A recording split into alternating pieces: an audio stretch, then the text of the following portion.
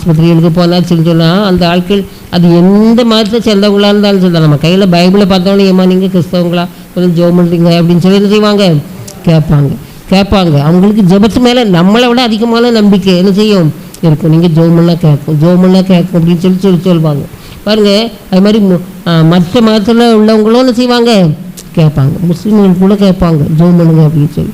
அப்படி இருக்கும் பொழுது நோயின்னு ஒன்று வந்துச்சுன்னு சொன்னாச்சுன்னா எந்த வகையிலாவது ஒரு விடுதலை வேணும்னு சொல்லி நம்ம என்ன செய்கிறோம், நினைக்கிறோம். பாருங்கள், இப்போ ஆண்டவரை நம்ம நம்பும்போது கட்டாயம் நம்மளுடைய விசுவாசம் வர்த்திக்கத்தக்கதாக ஆண்டவர் பெரிய காரியங்களே என்ன செய்வார். ஏன்னா கூட்டம் நடக்கும்போது அவங்க அப்பா இறந்த சமயத்துலலாம் கடும்பரளி பண்ணிட்டு இருந்தான்.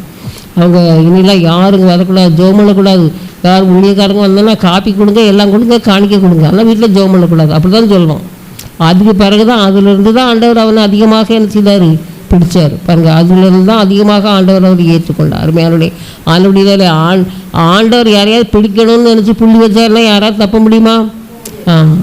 சவுல் எப்படி ஆக்கினார், அப்படித்தானே முள்ளில் உதைக்கிறது உனக்கு கடினமாம்னு சொன்னார். அப்படித்தானே ஆண்டவர் முள்ளை போல் மாறிடுவார்.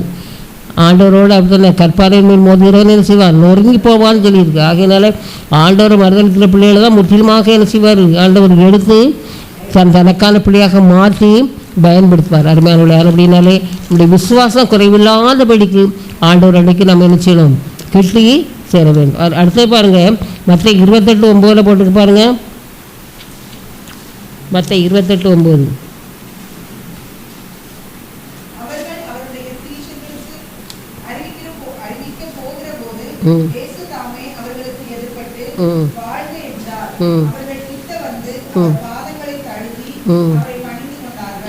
இயேசு இது எப்போ நடக்குன்னா இயேசு உயிர் தெழுந்த பிறகு நடக்குது. இயேசு உயிர் தெழுந்த பிறகு நடக்குது. பாருங்கள், இயேசு உயிரோடு இருக்கும்போது எல்லாரும் என்ன செய்தாங்க, பயந்து அவரை விட்டுட்டு ஓடியே போயிட்டாங்க. அப்படி இருக்கும் பொழுது இயேசு உயிர் தெழுறாரு. அப்போ அந்த பெண்களெல்லாம் தான் முதல்ல போய் சொல்கிறாங்க. அப்படித்தானே பெண்கள் அந்த வகையில் நம்ம கொஞ்சம் பெருமைப்பட வேண்டியது அப்படித்தானே. ஆண்டவர் மேலே அதிகமான நண்பு அந்த கல்லறைக்குள்ளே என்ன செய்கிறாங்க, போகிறாங்க. ஆம்பளை ஆட்கள் பொம்பளை ஆட்கள் தான் போய் உயிர் தெழுந்தாருன்னு சொல்லி மற்றவங்களுக்கு என்ன செய்கிறாங்க, சொல்கிறாங்க. அப்படி இருக்கும் பொழுது அவங்கெல்லாம் மற்றவங்கெல்லாம் அந்த வந்திருக்கும் பொழுது இயேசு என்ன செய்தாங்க, இயேசு தாமே அவர்களுக்கு எதிர்பட்டு வாழ்க என்றார்.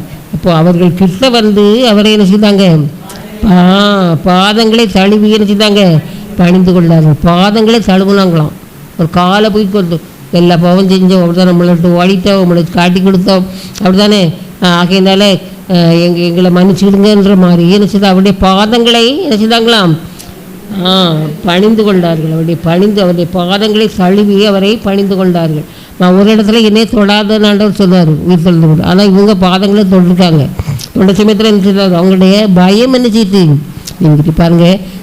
இந்த சம்பவத்துக்கு பிறகு தான் அவங்க அப்போஸ்தலர் 1 பார்த்தோன்னா அவங்கெல்லாம் மேலறையில் கூட்டி என்ன செய்யுது, ஜெபம் பண்ணுது. பாருங்கள், ஆண்டவரோட கிட்டி சேரும் பொழுது நம்முடைய பயம்லாம் என்ன செய்கிறோம் போயிடும். நான் ஆண்டவருடைய பிள்ளைங்கிற ஒரு பயம், ஒரு மன வைராக்கியம் நமக்குள்ள என்ன செய்யும் வரும். ஆகையினால அருமையானவர்களே, நம்ம என்ன செய்யும், நம்முடைய பயம்லாம் நீங்களும் தான் நம்ம ஆண்டவர் கூட என்ன செய்யணும், அவர் கிட்ட சேரணும். அவர் கிட்டனா அவர் கூட என்ன செய்யணும், இருக்கணும். பாருங்கள், எல்லா காரியங்களும் நம்ம கிட்டேருந்து சொல்லி வரும்பொழுது பாருங்கள், அநேக நேரங்களில் பிள்ளைகள் ராத்திரி பயந்து அலர்ச்சின்னா நம்ம உடனே என்ன செய்வோம், அந்த பிள்ளைகள் தனியாக படிச்சிருந்தா கூட கிட்டத்துக்கு கொண்டு வந்து செய்வோம், போட்டுக்கிடுவோம். படிப்பு அம்மா கிட்ட தானே இருக்குது, பயப்படாத சொல்லி கையை மேலே போட்டுக்கிட்டோன்னா என்ன செய்யும், ஒரு பயம் நீங்கிறோம். இன்றைக்கி என் பேரை என்கிட்ட ராத்திரி எப்படி தான் படுப்பான், படுத்தான்னு சொன்னாச்சுன்னா படுப்பான். அவங்க அப்பா கிட்ட இல்லைன்னா என்கிட்ட தான் வந்து படுப்பான். அதிகமாக இல்லைன்னா அவங்க எல்லாம் அங்கே உட்காந்து படிச்சுக்கிட்டு இருப்பாங்க, என்கிட்ட வந்து படுப்பான். இப்படி வலது பக்கம் இப்படி படிச்சுக்கிட்டு என் கையை பிடிச்சி அவன் இப்படி வச்சுக்கிட்டு போரை வச்சு மூடிட்டு என்ன செய்வான், படுப்பான். அது அப்படின்னா நல்லாயிருக்கும் அப்படின்ட்டு அப்படி என்ன செய்வான், வச்சுட்டு படுப்பான். பாருங்கள், அதில் ஒரு தைரியம் பிள்ளைகளுக்கு, அப்படி ஒரு தைரியம். அப்போது அந்த பயம் நீங்களும் தான் எப்படி இருக்கணும், நாம் ஆண்டவரோடு ஏந்து என்ன செய்யணும் இருக்கணும்.